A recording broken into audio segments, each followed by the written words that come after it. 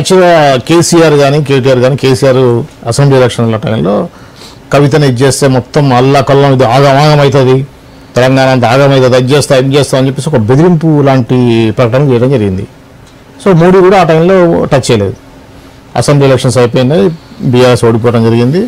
ఆ తర్వాత ఎప్పుడైతే కవిత అరెస్ట్ అయిందో ఆ రోజున మోదీ గారు హైదరాబాద్లో ఉన్నారు. అవును, హైదరాబాద్లో ఆయన మల్కాజ్గిరి సభ ఉన్న టైంలో పనిలోకి వచ్చాడు. ఆ రోజు వచ్చి తీసుకెళ్ళడం అంటే ఏంటంటే అంటే ఎటువంటి సంకేతం ఇద్దాం అనేటువంటి ఆలోచన ఉందా, లేకపోతే కోఇన్సిడెన్స్ అంటారా? కోఇన్సిడెన్స్ సంకేతం ఏం లేదు. మోడీకి ఏం అవసరం ఈమె మీద పగ తీర్చుకోవడానికి. ఈమె ఎంత మోడీకి అంతేనా? మోడీ ఆయన మొత్తం అన్ని రాష్ట్రాల్లో ముఖ్యమంత్రులనే కేర్ చేయడు ఆయన. అలాంటిది ఆ ముఖ్యమంత్రికి సంబంధించి ఎవరో తూతూ మంత్రం ఓ కూతురు, ఈవిడ మాజీ ముఖ్యమంత్రి కూతురు, పైన మాజీ ఆయనకు సంబంధించి ఓ కూతురు. పోనీ ఈవిడేమన్నా దేశ రాజకీయాల్లో ఓ కీలకమైన వ్యక్తి అంటే అసలు కానే కాదు. సొంత నియోజకవర్గంలో కూడా గెలిపిలా వాళ్ళు. అవునా? ఆ పసుపు రైతులు అయితే పని కట్టుకొని మరి 2500 నామినేషన్లు వేసి కన్ఫ్యూజ్ చేసి మరీ ఓడిపించారు. అంటే ఇవి జనాలకు అక్కర్లేదు అని. ఇవి ఇక్కడ అక్కర్లేదు, ఎక్కడ అక్కర్లేదు. నీ కుటుంబంలో నీ కూతురు కాబట్టి నీ బ్లడ్ రిలేషన్ మీకు అక్కడికి వస్తుంది, ఇంకెవరికి ఏం అవసరం లేదు. అండ్ మోడీ అంతటా ఆయన వచ్చి ఈమెని పని కట్టుకొని ఏదో చేసి తీసుకెళ్లి పట్టుకెళ్లాల్సిన అవసరం కూడా అంతకంటే లేదు, అంత ఇంపార్టెన్స్ ఇవ్వాల్సిన అవసరం లేదు. ఆయన ఏదో ఆయన పని కోసం వచ్చాడు, పనిలో పనిగా ఇదేదో జరిగింది అంతే. అంతకు మించి దీంట్లో అసలు ఏం లేదు. మెచ్చుకుంటే భానుప్రియ మీనా గారిని మెచ్చుకోండి. ఆవిడ చూసింది, టిక్కులు పెట్టుకుంది, ఒక మంచి షెడ్యూల్ వేసుకుంది, వచ్చింది, పట్టుకొని వెళ్ళిపోయింది. That's all. హ్యాపీగా తీసుకెళ్ళింది, చక్కగా తీసుకెళ్ళింది. 10 రోజులు ఫస్ట్ 5 రోజులు అమ్మ చెప్పు తల్లి ఏం చేసావు అని అడిగితే నేను చెప్పపో అన్నావు. సరే ఈవిడ ఏం చెప్పట్లేదు, ఇంకో 5 రోజులు ఇవ్వండి అని చెప్పేసి 10 రోజులు విచారించారు. అయినా చెప్పండి నేను చెప్పపో అన్నావు. నీ సంగతి ఇట్లాగా తేలుస్తామని చెప్పి పెట్టారు లోపల.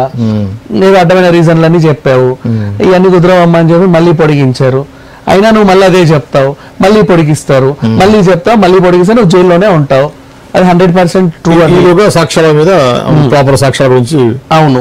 అండ్ వీళ్ళు కూడా ఏం చేయాలి? పోనీ తండ్రి అంత మాజీ ముఖ్యమంత్రి అని చెప్పుకొచ్చిన ఆ మాజీ ముఖ్యమంత్రి ఏం చేయాలి?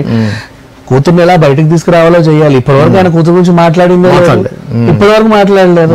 ఆ బయటకు వచ్చి కొన్ని రోజులు దాక్కున్నాడు. అమ్మో ఏమైద్దో ఏంటో, అనవసరం గట్టిగా మాట్లాడితే నన్ను పట్టుకెళ్తాడేమో అని. మీ అన్నయ్య ఏమో వచ్చి నాకు సంబంధం లేదు, నాకు జోలికి వస్తే తాట తీస్తా తోలు తీస్తా అంటాడు. గట్టిగా మాట్లాడితే ఆయన కూడా నోరు మూసుకొని కూర్చుంటాడు. ఇలా ఉంది వీళ్ళ వ్యవహారం. ఆమెమో లోపల కూర్చొని లబోదిబ్బమని ఏడుస్తుంది. 4 పేజీలు లేఖ రాసింది. కవిత ఇంతకు ముందు కూడా ఏం చెప్పిందంటే, ఇది నేను ఒక బాధితురాల్ని, రాజకీయ చదరంగంలో నేను ఒక బాధితురాల్ని, నన్ను మీరు దోషిలాగా చూడకండి. ఎగ్జాక్ట్లీ. దేశ రాజకీయాల్లో కీలకమైన వ్యక్తివి నువ్వు ఒక జయలలితగా స్టాండర్డ్వి కాబట్టి అసలు నీ గురించే మాట్లాడుకోవాలి, నిన్నే చెయ్యాలి, ఎవరిని చెయ్యొద్దు. దేనికి అమ్మా అసలు నీకు నువ్వు ఎందుకంత ఇంపార్టెన్స్ ఇచ్చుకుంటున్నావు? ఫస్ట్ ఆఫ్ ఆల్ అవసరం ఏంటి? నిన్నే ఎందుకు ఏదో చెయ్యాలి? నీకేం పవర్ ఉందని? నిన్ను అరెస్ట్ చేసినంత మాత్రం దేశంలో ఏమైనా అల్లకల్లోలం జరిగిందా? పోనీ మీ నాన్న అన్నాడు తెలంగాణలో ఏమైనా అల్లకల్లోలం జరిగిందా? లగ్డి కప్పులు అలాగే ఉంది, వరంగల్ అలాగే ఉంది, హైదరాబాద్ అలాగే ఉంది, సికింద్రాబాద్ అలాగే ఉంది, వందే భారత్ ట్రైన్ కూడా అలాగే పోతుంది, అలాగే వస్తుంది. ఏమి జరగలా, అన్ని బాగానే ఉంటున్నాయి. మీ ఇంట్లోనే మీరే సైలెంట్ గా ఉన్నారు. అదేంటిది టైం దొరికినప్పుడల్లా మైక్ల ముందుకు వచ్చి ఇష్టం ఉన్నట్టు మొరుగుతున్నారు. అవి కూడా జనాలు బట్టిగా అని చెప్పి వదిలేస్తున్నారు. Don't give more importance to your self. మీరు ఇంత ముందు ఉన్నారేమో, జనాలను ఏదో మభ్య పెట్టో లేకపోతే మాయ చేసో చేతబడి చేసో ఏదో చేసో 10 ఏళ్ళు ఏదో ఉన్నారు, సరిపోయింది. చేయాల్సిన దరిద్రాలన్నీ చేసేసారు. ఇంకా ఇప్పుడు అది ఏదో ఒక రోజు రాదా వచ్చింది, సరిపోయింది. దొరికిపోయారు దొంగలు. సైలెంట్ గా ఉండండి. ఎందుకు ఇంకా రెచ్చిపోయి ఏవేవో చేసుకుంటారు. ఇప్పుడు ఆవిడ లోపల ఉంది, నువ్వు సైలెంట్ గా ఉన్నావు, బానే ఉంది. ఆమె గురించి నువ్వు నిజంగా మాట్లాడు, నీకు ధైర్యం ఉంటే నువ్వు లోపలికి పోకపోతే నీ సంగతి చెప్తాను 100%. అది ఆవిడ వద్దు అన్నందుకే ఈయన కూడా పట్టుకెళ్ళండి అనింది కేటీఆర్ ని, భానుప్రియ. అవునా? అడ్డొస్తే అలాంటిది ఆమె గురించి నువ్వు మాట్లాడు.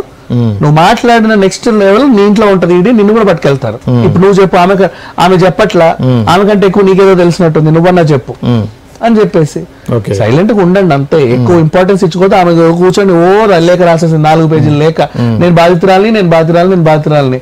ఆ తిహార్ జైల్లో ఉన్న వాళ్ళందరూ అదేంటిది లైక్ ఖైదీలు, ఉగ్రవాదులు, తీవ్రవాదులు, ఈ ఒక్కతే బాధితురాలు అందరి మధ్య తీసుకెళ్ళి ఇవన్నీ పెట్టారు ఇట్లా.